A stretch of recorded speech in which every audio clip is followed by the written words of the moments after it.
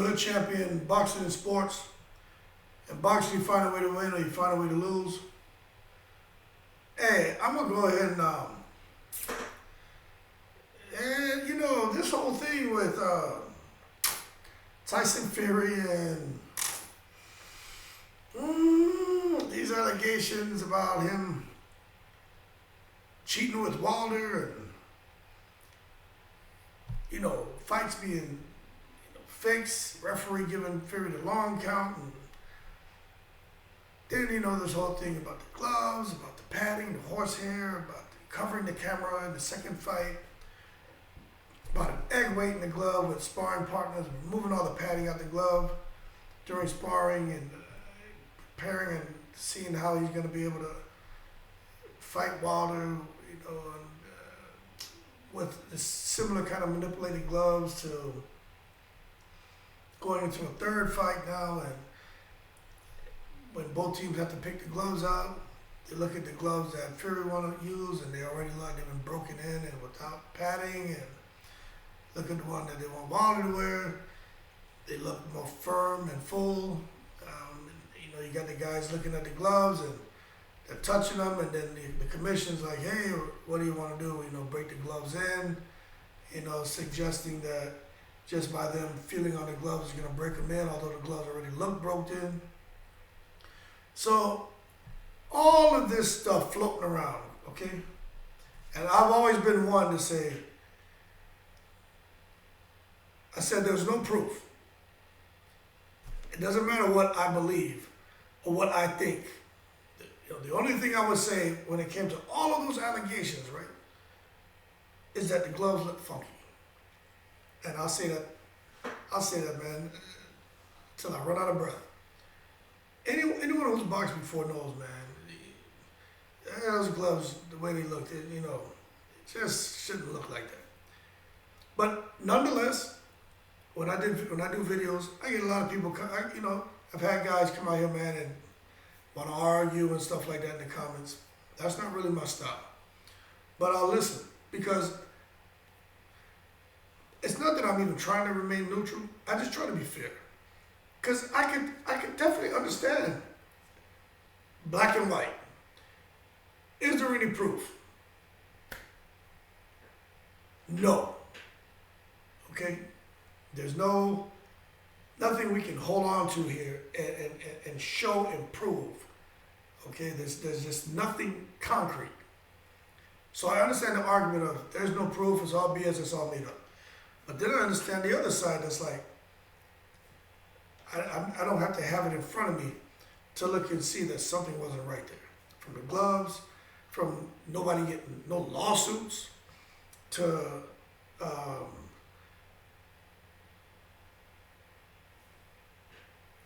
the long count, to everything, okay? But, and then even to those gloves in that third fight, Fury wanted to use it, he wasn't allowed to use it, okay? So I see both sides, you know, I see it. And they say there's no gray. I don't like to find gray. I'm a very explicit person. Black and white, 1 + 1 = 2. You know what I'm saying? Very simple. Science, mathematics, okay? There's nothing to argue here. But sometimes you gotta find that gray area. So I found that when it came to those discussions about whether Fury cheated, okay? I would end up kind of in a gray area, and I don't like that. Because I like to be able to say one thing and stick with it. But you know, when something just doesn't feel right, it's like, I don't know, it doesn't feel right. It's like it's almost like if you're in a room, it's you and one other person, and you know you had, say, 76 cents on the table, and you walk out and come back, and now it's like 73 cents. You don't have any proof that that person took the couple of cents, you know what I'm saying? But something doesn't feel right. It's like, okay, I know that I had something here, but something doesn't feel right, and you're watching this person. And, you know, sometimes people's behavior will give them away, right? But when you look at what's going on right now with this Kinahan guy, I'm starting to really lean towards Deontay Wilder and what he's been claiming, what people have been saying. All the gray area stuff to me is becoming it's darkening up a little bit.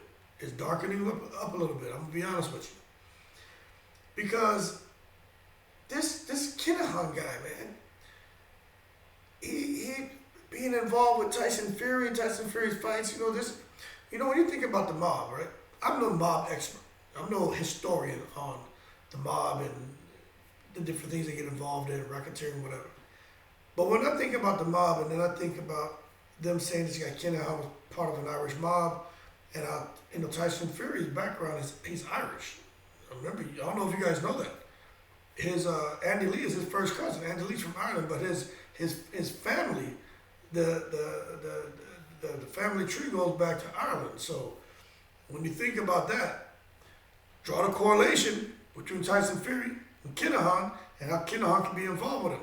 We understand the MTK Global thing, and Matthew Macklin, it was one of the founders, and then he and Kinahan separated in 2017. Don't know the whole story on that, but that I know. But I do know Tyson Fury, when you go back and go through the family tree and the genealogy, listen to his dad talk about the family in Ireland. That's why Tyson Fury is received with so much love in Ireland. So when you think about that and Kinahan and that connection, things start kind of making a bit more sense. And Tyson Fury is saying, my business with Kinahan is my business. He didn't have anything to say. And when a reporter pressed him, Tyson Fury didn't want anything to say about it. So I'm like, okay, maybe Tyson Fury knows him, but he just, doesn't really have much to say about it because it's a mute point. But then again, he could say something that could incriminate himself. But I had no idea that Bob Arum, see, man, this stuff gets deep. This stuff gets deep, man. Bob Arum admitted earlier in the month that his top-ranked company had paid at least $1 million in consulting fees to Kinahan for each of the heavyweight champions fights. They're talking about Tyson Fury, right? For each of his fights against Tom Schwartz, so $1 million got paid to that Kinahan guy. Otto Wallen, $1 million got paid to the Kinahan guy. And back-to-back showdowns with Deontay Wilder. Now let's look at Tom Schwartz, okay? Pretty straightforward. Tyson had him no problem. But Kinahan was involved somehow. Consultation, right? See, with the mob, they call it all these things, but really, they're getting that illegal money. They're getting paid off, but they're gonna make it look legit for tax purposes or whatever, okay? So that's what I feel is happening here. Otto Wallen, that fight should have been stopped. No one can understand why the referee didn't stop that fight. I couldn't. With the cut he had, no one could understand why they didn't stop that Tyson Fury fight. Not one person could understand it. That fight should have been stopped. That was a horrible cut. And they let him continue and continue. And I remember watching that saying, it's because he's they let that fight continue because he's Tyson Fury and because they're trying to set up the big fight with Wilder. And I believe that to be true. In addition to that, because of his ties with this mob boss. I really believe that. I really believe that. Now that they say this, it's like, that's why they let the fight continue. It's because it's impossible for him to lose. But if the referee stopped it, then that would have been a huge issue. So I'm sure the referee was in on it. Like, no matter what, you don't stop this fight. We have a lot of money to lose. And that's crazy. And Bob Arum's been around for a long time. I don't care what you say. Everyone knows about Don King being the corrupt one. How do you think Bob Arum was able to survive so long? See, this stuff is starting to make sense now, man. And I'm not even a conspiracy theorist. But just look at what's unfolding in front of us. And just, and then we'll get to that. We'll get to that. So then you look at what's going on with him being involved in the first Wilder fight and the second Wilder fight, where there was some kind of consultation fee paid for each of those fights to this mob boss. So the first fight, you can say, there didn't seem to be anything too fishy about that fight. Tyson Fury was outboxing. He got dropped early in about mid-round. didn't look too hurt, just like he took a knee to be safe. Then he came back and he got dropped. And then if you look at what the referee did, I used to say, you know what? I have videos on this where it's like when Tyson Fury got dropped towards the end of that fight. And I was like, those are just new rules. And they were. But who knows now, man, why they came up with those rules. But there were new rules to make sure for the fighter's safety. But now it's making me wonder, were those rules really put in place to have a fighter walk towards you after you've already given him a count, to walk towards you, go back, go to the left, go to the right? Because referees don't always do that. And they do it, to me, at the wrong time, depending on the name of the opponent in the ring and who's hurt. Okay? So when you think about it now, it almost makes you wonder, and this is where you can get back in that gray area. I think the referee was Jack Reese. He must have been paid off to make sure Tyson Fury didn't lose that fight because of Tyson Fury's connection to that mob boss. And Deontay Wilder the whole time has nobody looking out for him, nothing illegal going on. He's out there, man, just trying to do the right thing and win the fight based off of his talent. But Tyson Fury has the upper hand and the advantage and almost in a win-win situation. Now, I'm sure some people say, man, you're talking crap. What I'm saying is, let's just have a bit more of an open mind, because my mind was, I'm not going to say it was closed, but I just wasn't trying to hear the crap about, Tyson Fury cheated. It's because Deontay Wilder was black. They held the black man down and all this. I don't get caught up into anything racial, anything dealing with religion, politics, finances. That's not me. But I've watched those videos. I hear those comments, and I'm like, man, let's not always go that direction. Let me try to see what's happening here. And I'm still not saying it's because Deontay Wilder happened to be, a black man. That's not what happened. I just think he just happened to be a black man that ended up in a situation like this. And there are a lot of people who are gonna go out there, man, and use race to bait people in and to stir up controversy. I don't think Deontay's race had anything to do with it. Because when Tyson Fury got caught cheating several years ago, the guy he was about to fight, he wasn't a black man. So we know Tyson Fury got caught manipulating gloves. But when you look at this here, it makes you wonder just how involved was this mob guy with everything. And if he was involved with Bob Arum and Tyson Fury with consultation or whatever, just how many people did he affect? How many, when his tentacles reached out, how many people was he touching? From promoters to organizers to sanctioning bodies to organizations to trainers to smart, however many. When his reach, when he went out there and his tentacles started touching people, how many people were affected by this mob boss? So going into the second fight with Wilder, that's where all the crap really popped off. There was a little bit of talk about the first fight, but things really popped off in the second fight. And there's a history of these sanctioning bodies, these organizations, and even some of these promoters are just some of the decision makers in boxing, allowing manipulated gloves to be used in boxing matches. So it's almost like the gloves go underneath the radar. They come wrapped in the package, look brand new, but they've already been tampered with. So that means that these manufacturing companies who are making the gloves are somehow being tainted, persuaded, motivated, through whatever means, to do what's necessary with the gloves before they actually package them up and send them out. Now you can say, man, you're looking too deep into it, but what I'm saying is, if you got somebody who's involved in the mob, how is that a stretch? How is that such a stretch? Okay? I'm just saying. So these are facts now we're talking about as far as the mob, this guy who's this mob boss, being associated with Tyson Fury and Top Rank, and them paying this guy $1 million. That's extortion, isn't it? Why are they giving what? Why in the world does Bob Arum have to pay somebody $1 million each fight for consultation fees? Bob Arum been doing this shit for how many years now? And he's a lawyer. See, people keep forgetting about that. So who the hell is Bob Arum? Why would Bob Arum pay somebody a consultation fee when the man has a background in law? He was a damn lawyer. And he's been doing it for maybe 50 plus years. It doesn't make sense. It doesn't make sense, man. I'm gonna start doing videos about this shit every day. Excuse my language, I don't like to really do a lot of cussing. But it's just because I really didn't feel that there was anything.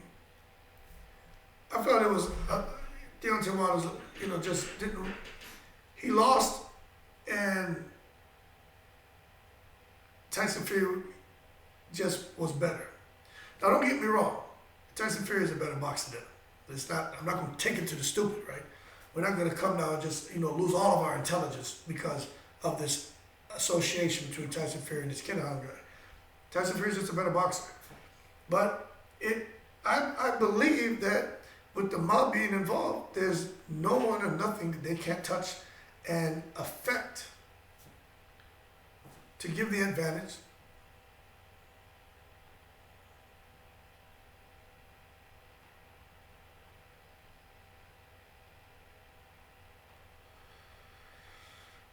To give the advantage, I'm sorry the video was skipping, but to give the advantage to the person who they're in business with, and that would be Tyson Fury. So there's a lot more I can talk about when it comes to Tyson Fury, this Kinahan guy, but what's happening right now is BT Sports are reviewing the past boxing. What's happening right now is BT Sports are reviewing their past boxing dealings amid the claims alleged that this Kinahan guy made all this money from Tyson Fury fights. That's a problem. That's a problem. And it's just really, really crazy, man. Really unfortunate that this is coming out. Because Tyson Fury is, he can't go no higher right now. Everyone is behind him. He's got a lot of praise from people. Even from me, I still think Tyson Fury is great. But it's like, where there's smoke, there's fire. And it's making me say, okay, they need to sort this out, because if Tyson Fury was involved in something like foul play, and if it comes to light that there was something that was done to fix the fight, or to make sure he had an advantage going in there against Wilder, whether it's gloves, whether it's the referee, whether it's this guy, the mob touching base with these manufacturing plants for different gloves, or whatever, with sparring partner, anything, whatever. That's wrong, man. And that's why I think Tyson Fury, I know, just it's better to be quiet, because you can say something that they can hold against you. But he's gonna have to at some point. And then he's announcing retirement from boxing. Why would he just decide to just up and out of boxing? See, that's a whole other story. I have to do another video on that. He just up and out of boxing. We get it. He's won all the belts. There's no belt Tyson Fury hasn't won, from the mom and pop's belt to all of these WBC and everything else, right? He's won everything. But he's never fought at one time for the undisputed distinction. So he's never been undisputed, but he's won all the belts. So why wouldn't he go chase that? That's the ultimate.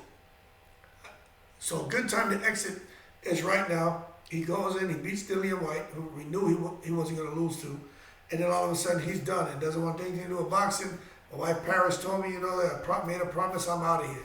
Just like that, it's all over.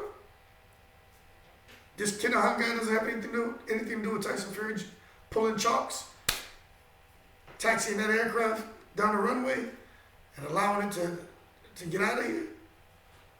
People, man, I think we need to really look into this. And I like Deontay Wilder and Tyson Fury, but you know, I'm all about being fair, man. And something doesn't sound right. I'm just saying, something doesn't seem right, man. Everyone is distancing themselves. MTK went global, went under. Tyson Fury is like none of your business. Bob Arum, you know, Bob Arum knows not to lie about certain things because certain things can be proven. So you know, there's a trail from where that money came from Top Rank, from Tyson Fury fights, $1 million in consultation fees. Why in the world would Bob Arum and Tyson Fury have to pay somebody for consultation fees? $1 million a fight. Y'all, man, people, man, wake up, man. And I'm not trying to look into anything. I'm just saying this, yo, man, I think more to come. I'm gonna stop, right? Because, you know, I'm starting to get caught up in this and start saying things that I haven't been saying for the last few years.